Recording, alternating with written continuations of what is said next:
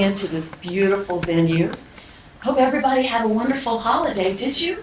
And you're ready for a great 2026? Well, my name is Nori Thorne, and I am president of Arizona Pastel Artists Association. And I have been a member of Pastel Society of New Mexico for a zillion years, but I never get over here because I live way over in Sedona. I'm so glad that you guys are Zooming. But I do try to make it to our big shows, and I was just here in Santa Fe a couple of months ago for our Signature and Distinguished show. Did you all see that one? Yes. Oh my gosh, it was fantastic. And I was so thrilled to be part of that show. It was really great. And I'm thrilled to be invited to speak to you today. So today we are going to perform a thought experiment. Are you ready? Are you ready to play with me? I want you to close your eyes. Close your eyes. And pretend that you are a sixth grader with the meanest art teacher in the whole world. She was horrible to you. She never encouraged you. She discouraged you. She traumatized you to the point where you threw away your pastel sticks and you never picked them up until today.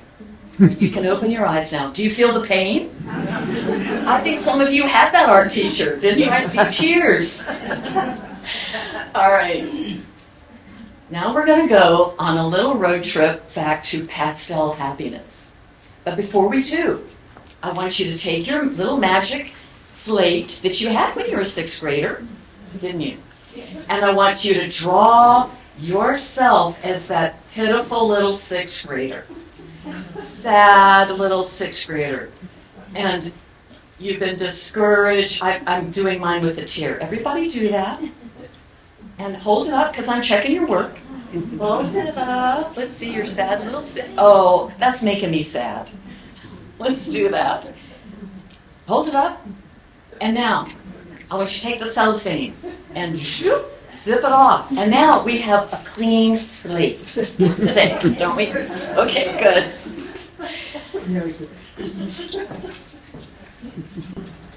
Okay, my crash course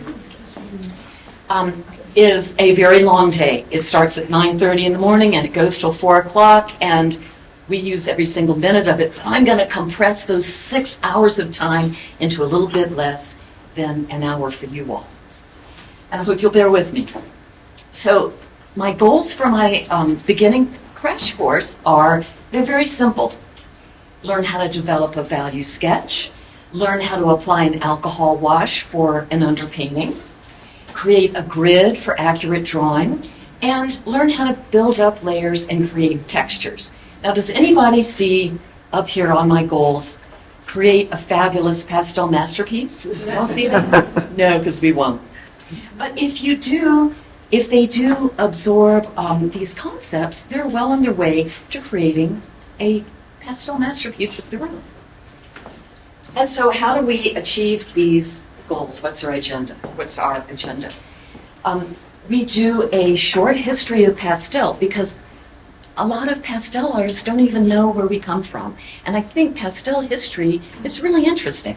And you're going to be treated to a little short history of pastel yourselves. We activate the right brain. We do some right brain activities. And we talk about value, which you know is the most important thing, more important than color. We draw a grid, we create an underpainting, and we use hard and soft pastels to build up the painting. And at the end of the day, we do a little gallery walk and discussion, what worked well, what didn't work well. And then if there's time, I show them how to protect and frame their pastel painting. So,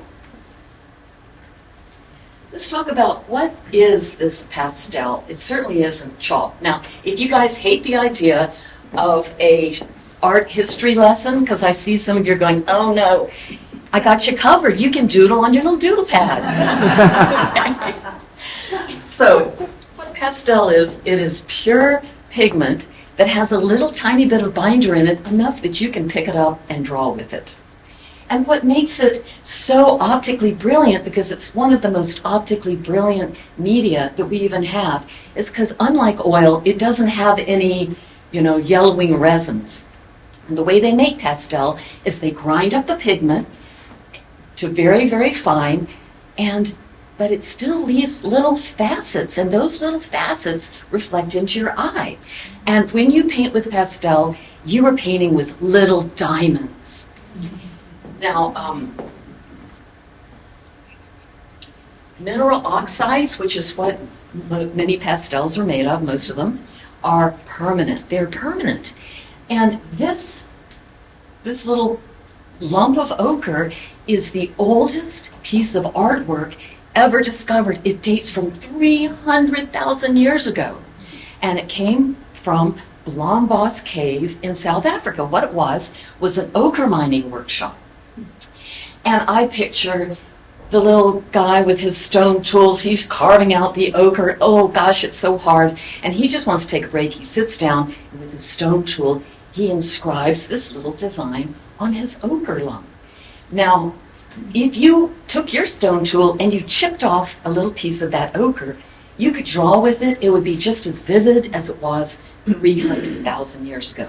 Now, what is this funny little thing? This adorable little abalone shell. They would grind up the ochre, mix it with some sort of binder, and they would trade with it in the ancient world.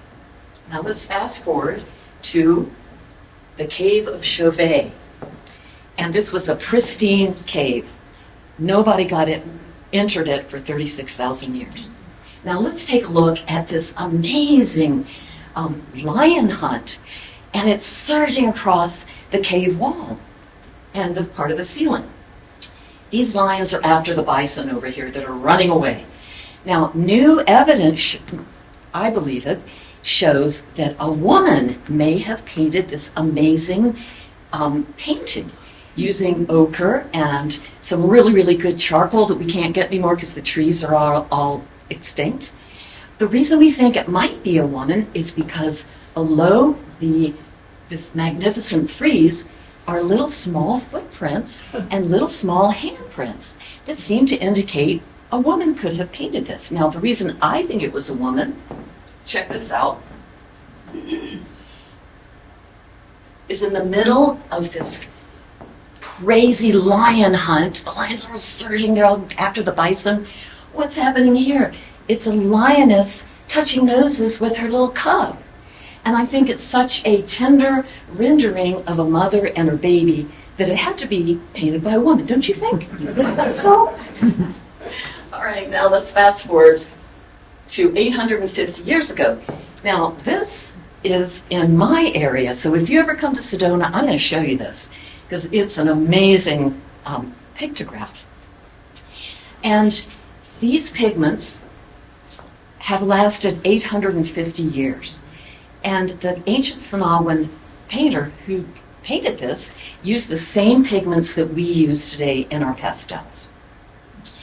So it's near Palaki, and I'm gonna take you there when you come to visit me. So my point is, these pigments are permanent.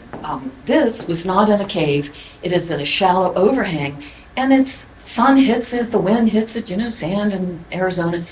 And it is as vivid and brilliant as it was 850 years ago. So my point is that pastels are permanent. Aren't you proud of our medium? I am. Okay, let's fast forward to the Renaissance. And our favorite Renaissance painter is, of course, Da Vinci. And he used pastels. He called it his dry coloring method. And, oh, look at this. You can see I don't know if you can tell the blue in her eye, but that was pastel, and he's using Conte crayon, which is compressed pastel. But Da Vinci did not think of pastels as really a fine art medium. He used it as a workhorse and for his preparatory drawings. So, for example, let's say he was going to do this huge, big mural in a magnificent cathedral. He and his workshop would create a cartoon, that's what it was called. And Da Vinci would do his magnificent full-size figures on this piece of paper that was attached to wherever he was going to do the final artwork. And then his little minions, his little workshop people would come and they would take their little stylus and they would prick holes all around Da Vinci's drawing. Then they would take a pounce bag, they called it a pounce bag, it was full of ground up pastel, and they would pounce all around those little pricked holes. And when they pull the cartoon off the wall, here Da Vinci had his outline of this magnificent work that he in his workshop was going to finish. But pastel was, like I say, considered just kind of it was the red-headed stepchild of art medium. But let's fast forward to the 1700s, when because stels change, right? Pastels had a huge surge of interest. And the reason was people wanted these nice, little, small, intimate portraits with the fleeting expressions that pastel is so good at achieving. Well, Rosalba was a shooting, shining star, and she was riding this first wave of interest in pastels. She was a Venetian woman, and if you were a Venetian woman in the 1700s, you had three choices in life. You could marry, take care of your husband's house, you could join a convent, become a nun, or you could stay at home and take care of your father's property. And that is what Rosalba did. Her father was a member of the elite merchant business class, and she was a child prodigy. Everybody wanted to own her wonderful pastel portraits. And she got so much fame, and she was hooked into the court and to nobility, that the Royal Academy, who never let women in to their ranks, because why? Because women were not allowed to paint nude male models. I'm clutching my pearls. But they let her in. They made an exception for Rosalba. And that did so much for her career, because unless you're a member of the Royal Academy, you're just kind of considered a hack. Now, Rosalba, this is a pastel portrait that she did of herself and her sister. Look, she's painting her sister in pastel. This long thing that she has, it's a pastel holder. And down here below, do you see down there, those are sticks of pastel. Over here is my easel in the way. Can you see it? That's another self-portrait. Look how she softens the edge of the face and the neck. And she did the same thing we do. She would put a little bit of leather around her finger and she'd call it sweetening. Now, another thing that she did was she took her pastel, she ground it up, and she may have added water or maybe alcohol to it, and she created a paint or a paste, and she brushed it on this. Look how she's showing the furriness of this cute little ermine hat and little ermine stole. Can you see the brush marks? Mm-hmm. Okay, another painter that was painting at the same time as Rosalba was Maurice Delatour. Now, he saw that Rosalba had a good thing going, so he says, I'm going to get in on the action. And here is a self-portrait in pastel of him. He's popping out of a bullseye window, and it's his joke because bullseye windows are on the sides of buildings, and he's just like a little jack-in-the-box popping up. Well, he also sought to enhance the prestige of pastel, and he was connected with the court and with nobility. But he was kind of a mad scientist, and he developed these new adhesives and fixatives. He loved his adhesives and his fixatives. And he was a very, very slow and deliberate pastel painter. But the royalty, who wanted these huge, big, gigantic portraits, so big, in fact, that the king had to have his royal glazier make a gigantic panel of glass in order for him to frame these gigantic paintings. Well, Madame Pompadour, who's right over here, did not want to sit for endless hours for Maurice. She would whine, Maurice, can't you go a little bit faster? So what he did, he painted her head and shoulders. Can you see this little halo around Madame Pompadour's head? Can you see that? That is because he took that little head and he pasted on with his new adhesives onto the great, big, huge painting that he did. Now, he had somebody else, a servant or somebody, wearing the gown, and Madame Pompadour did not have to sit for endless hours. Now, this halo I'm sure was not in evidence during the 1700s. I am sure that his adhesive has yellowed or deteriorated over the years. You can see, let me see. I think you can see his skills a little bit better over here. Look how he really depicts the softness of Madame Pompadour's little hand, but he also gets the glittering brocade of her golden gown. Now, what he did, too, this is really interesting with his adhesives, there was no panel big enough to do these gigantic royal portraits. So what Maurice did with his adhesives, he took a whole bunch of little panels and he glued it all together, and that is what he worked from. And I think you can probably even still see, you can't from these, you can still see the little seams now, hundreds of years later. Okay, let's fast forward though to, wait, let me tell you one thing.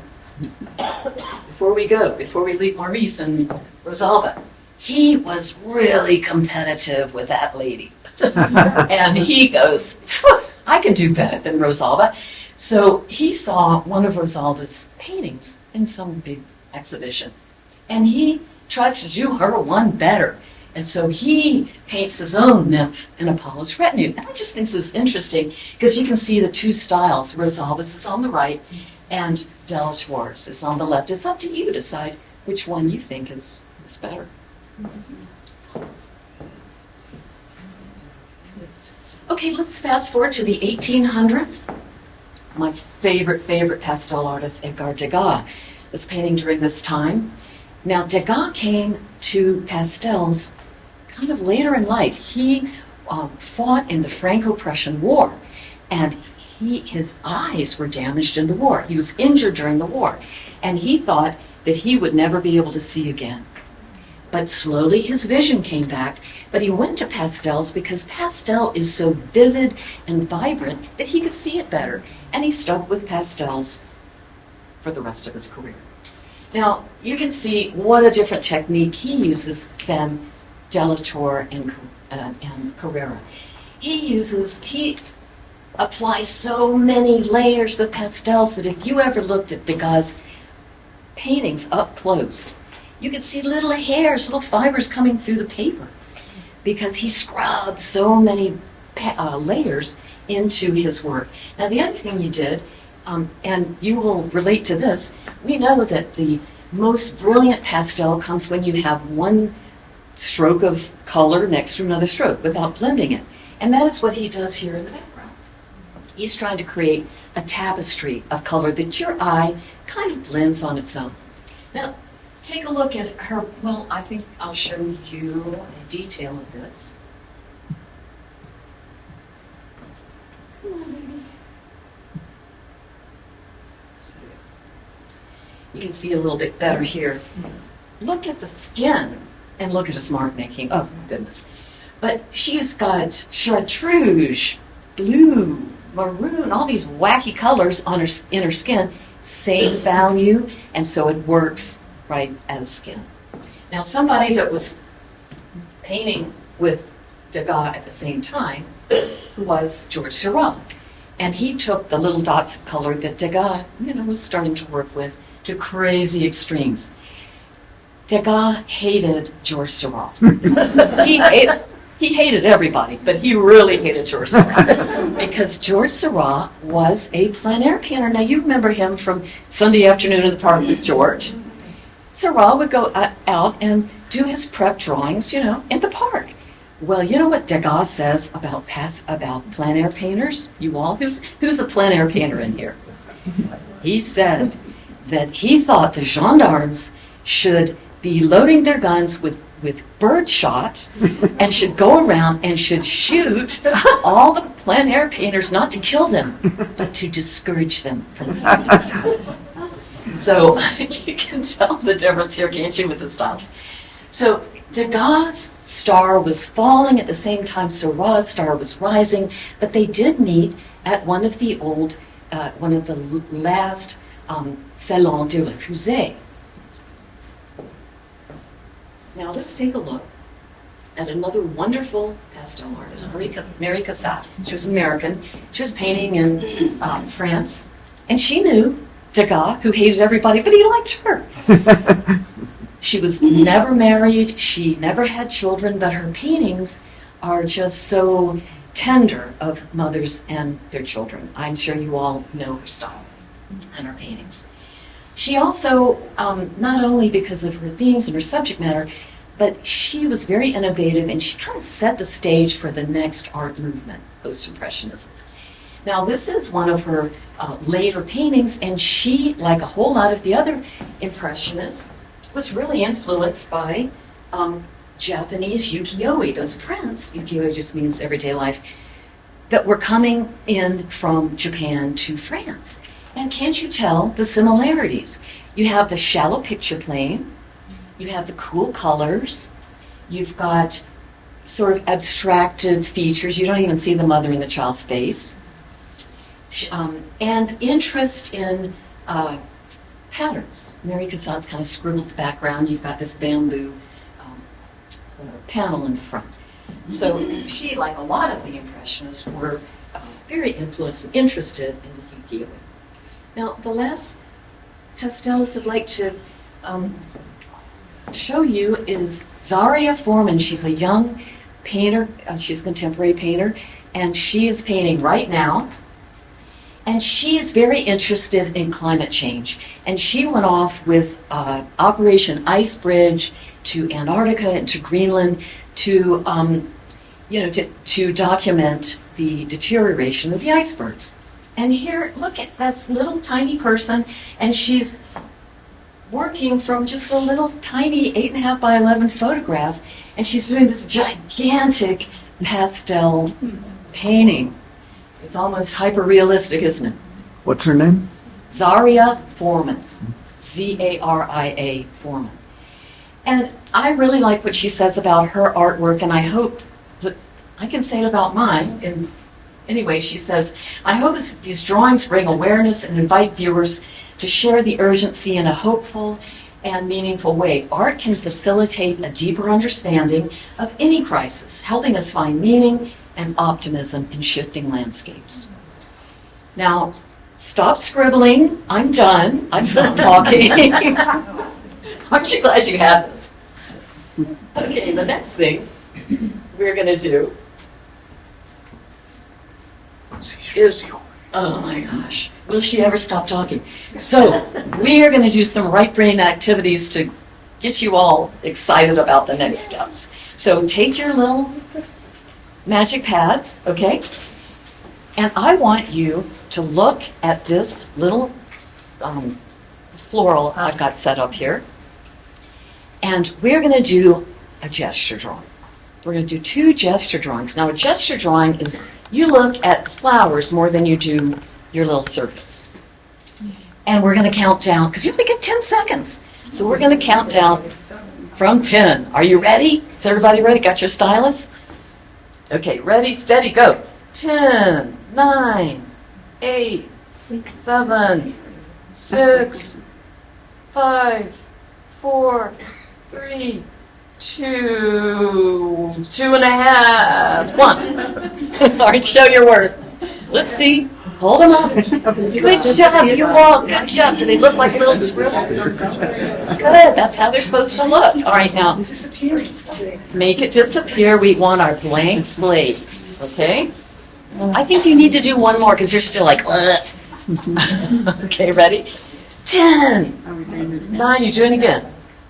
You got me, I lost count. 8, 7, 6, 5, 4, 3, 2, 1. Pencils down. Show your work. Let's see. Good job over there. Good job. Nice. Excellent. Okay, then we want our blank slate again. Okay.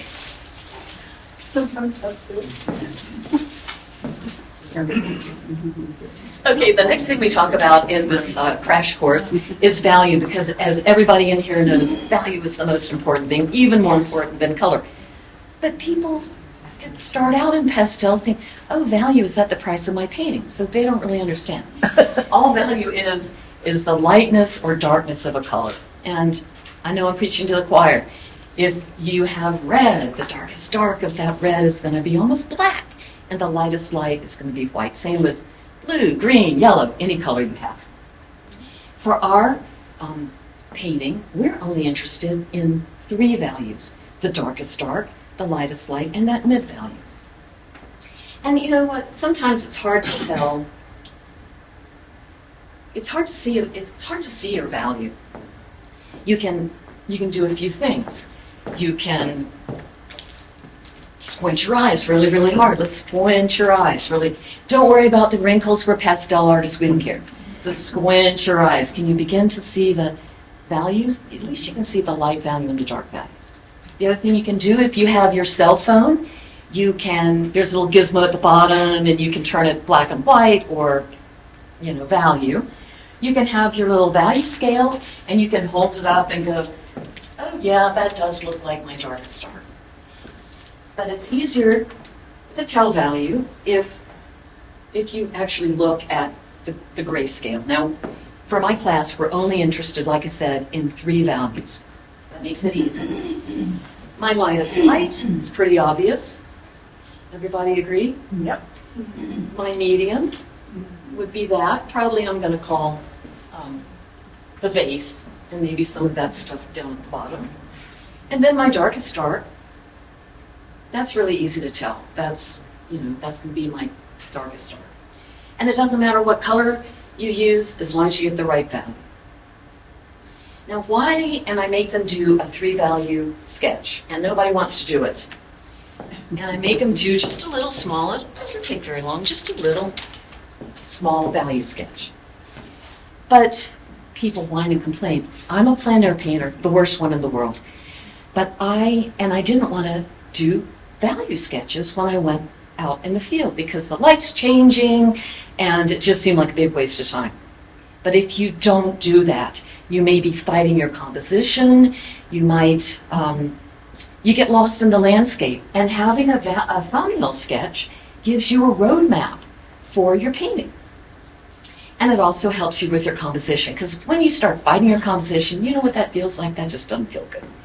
So they do a little thumbnail sketch.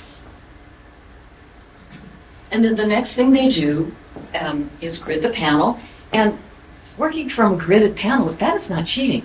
We have ancient images from the pyramids that the ancient Egyptians used grids, to create their artwork. Okay, so all right, the next thing we're going to do is we're going to grid our panel.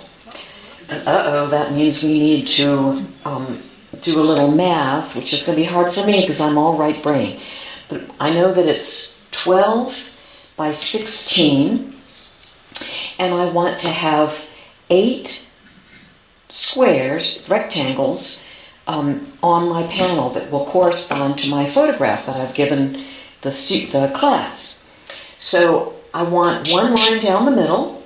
That means if the panel is 12 inches wide, I want to make a mark at 6 inches going all the way down. And if it's 16 inches long, then that means I need a mark all the way across at 4 inches.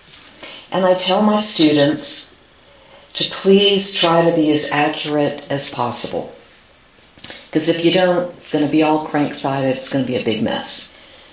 So here's how we do it. You'd be surprised how many people have a hard time gridding their panel. There are tears sometimes.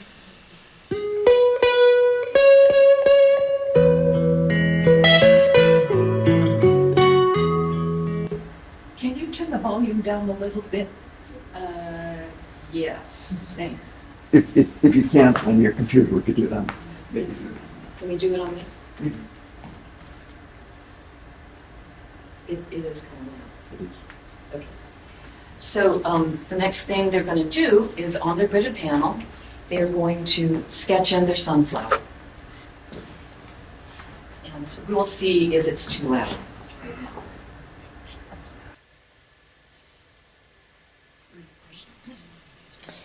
Okay, the next thing we're going to do is we're going to sketch the sunflower.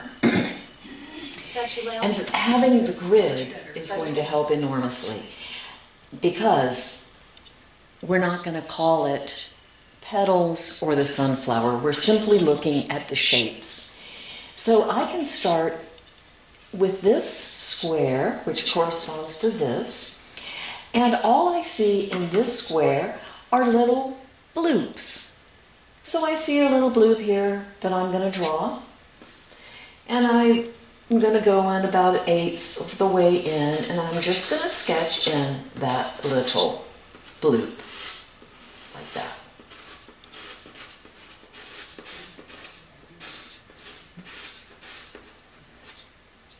Here's some more little bloops.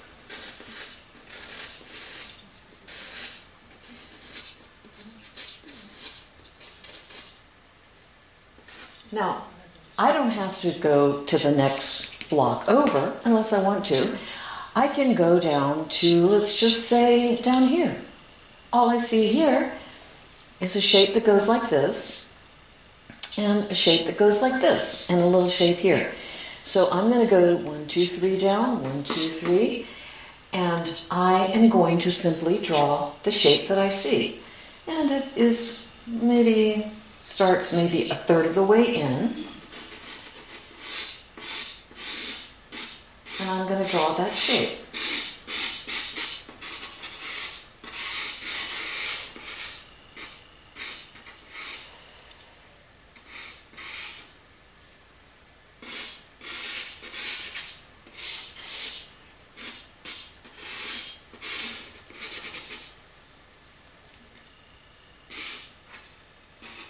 That's all that's in there.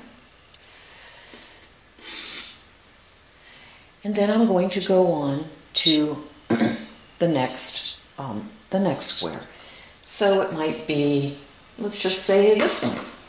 And I'm going to continue with my drawing until I finish the whole sketch. And it usually takes people about half an hour to 45 minutes to finish this.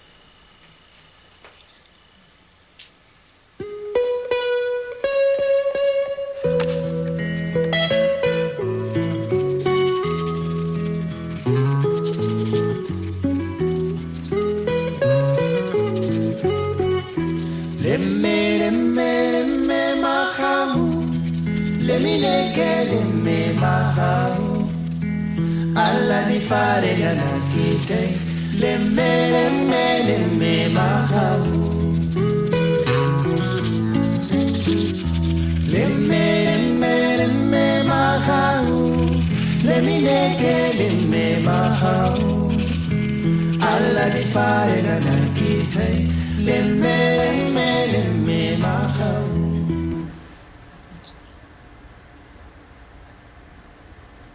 Okay, and after that, remember we're just talking about 3 values, so they paint their darkest dark, their lightest light, and their mid-value. Of course, I'm going around the room and making sure that, that they are selecting appropriate values. And they sketch in their darkest value, their medium value, and their lightest value using hard pastels. And what we're working on is a 12x16 UArt panel 400. That accepts a whole bunch of layers, I think.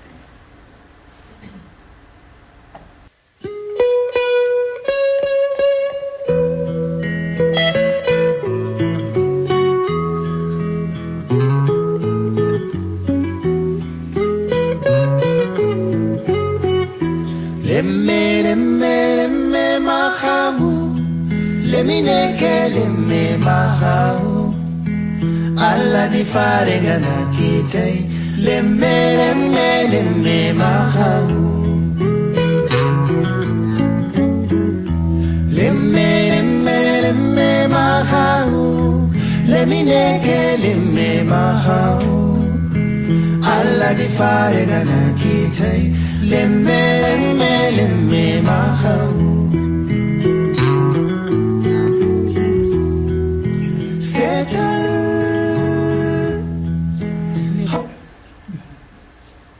Okay, why do we use alcohol for an underpainting?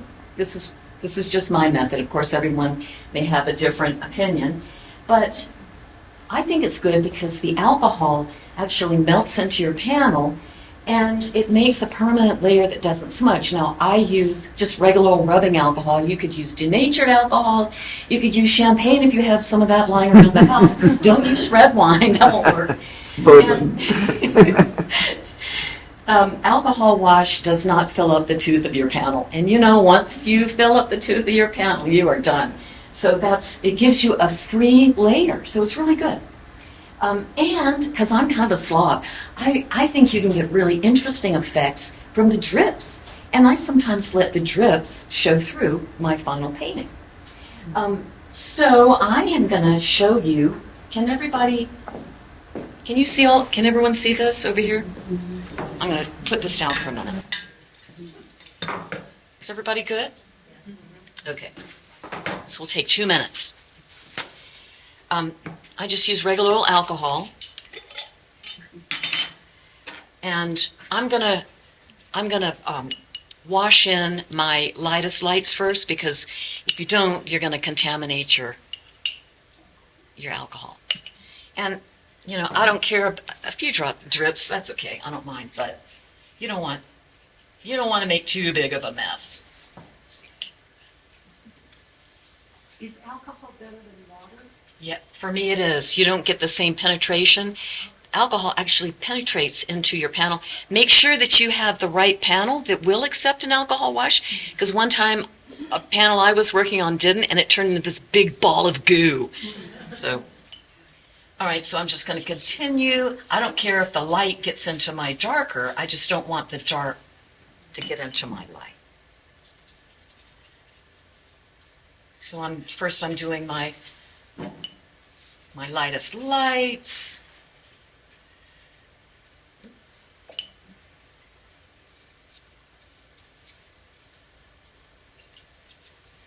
Some down here. Then I'm going to go to my mid-tones. Now, if I get a little bit of a drip and I don't want that drip, I just blot it. It's no big deal. Like I say, I kind of like drips. I'm going to let it drip. Especially that blue. What might that look like in the final painting? We'll have to see. So I'm just I'm not a very meticulous washer in. Some people are a lot more, I've been called names because I'm such a sloppy painter here. Now, do not use your good rosemary brushes, because your panel will eat your rosemary brush, and there goes $60 or more. So just use a crummy old brush, because it's going to destroy your brush. All right, so I'm just going to continue quickly painting my background. Some people are a lot more careful than me. I'm trying to be careful around the petals, because I really don't want a whole lot of black on my lightest light, because you're going to be fighting with mud. Okay. So, does anyone have any questions so far? Okay.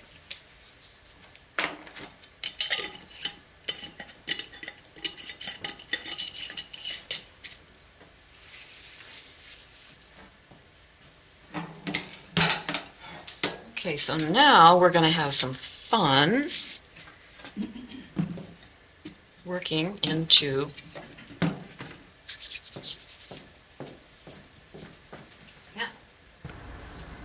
So I have the class pick colors, and you know, there's no hard and fast rule, but this is just kind of a rule of thumb to give beginner pastelists.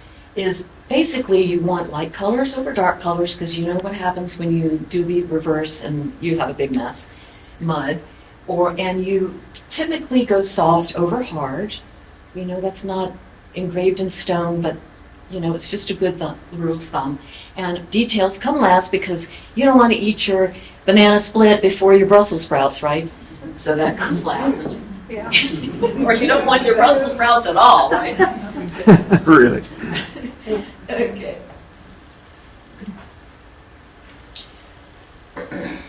Okay, so we've washed in our darks and our mediums and our lights.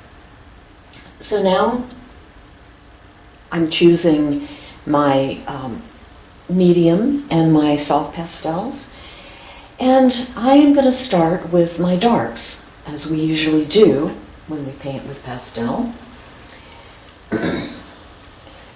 And so I'm going to work my darks in the background. And I already have my 3-value thumbnail to go by. So in case I get lost, I'm going to refer to it because that's my roadmap.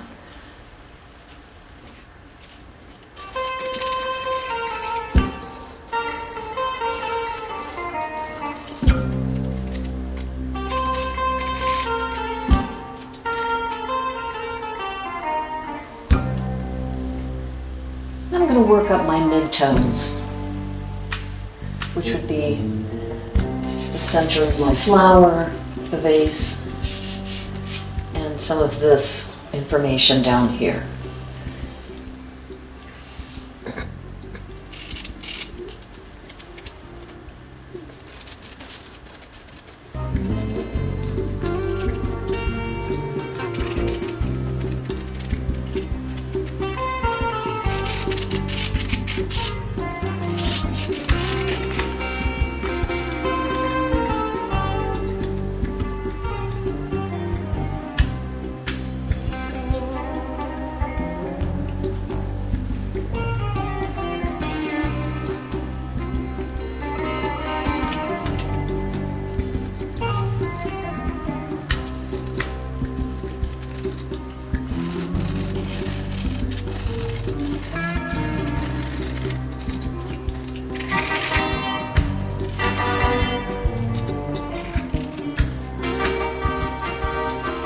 Now we're going to lay in some of the lightest lights.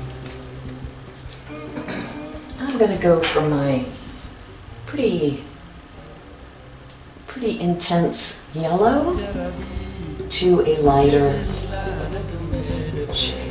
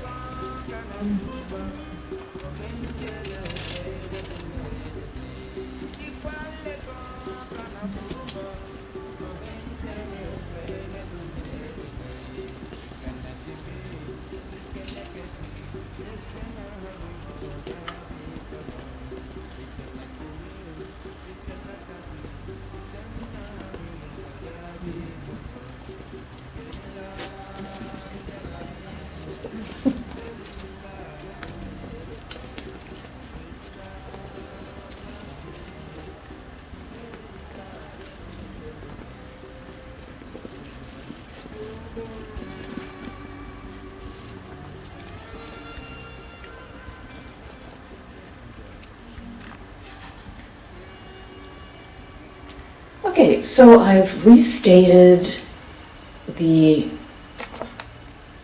some of the colors in the sunflower. I added a little bit of red to the petals. And now what I'm going to do is I'm going to work the concha belt that's below the vase. And I'm going to try to make it look more like a concha belt. Now, you can see in the photograph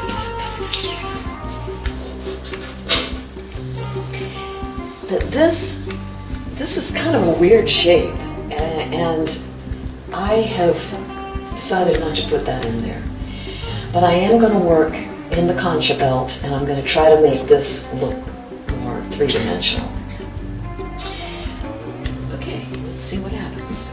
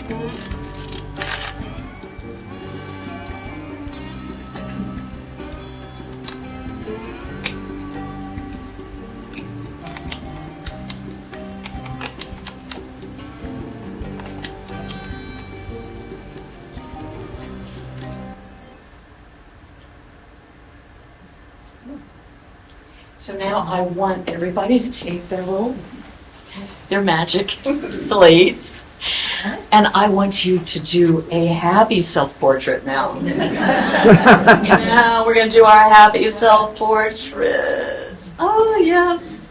I'm back to pastel happiness. And I'm not going to erase it. I don't want my blank slate anymore. Thank you so much. It was so wonderful getting together with you guys again. Thank you, and I hope not to be a stranger. Does anybody have any questions about anything that I said today? Okay, well, I appreciate your... Nori? Yeah. What was your background color? The background? Darkest dark? You know, it was a combination of... like really, the aubergine, you know, the really dark purple, and I had a little bit of really dark red and a little bit of really dark green. It was kind of a combination. It wasn't just one color. But thank you. No, I mean, the one that you did the alcohol mark from, what was that? Oh, just like a really dark black. Yeah, like probably a Terry Ludwig or something. Anybody else? Well, thank you again. It was. Hey, please.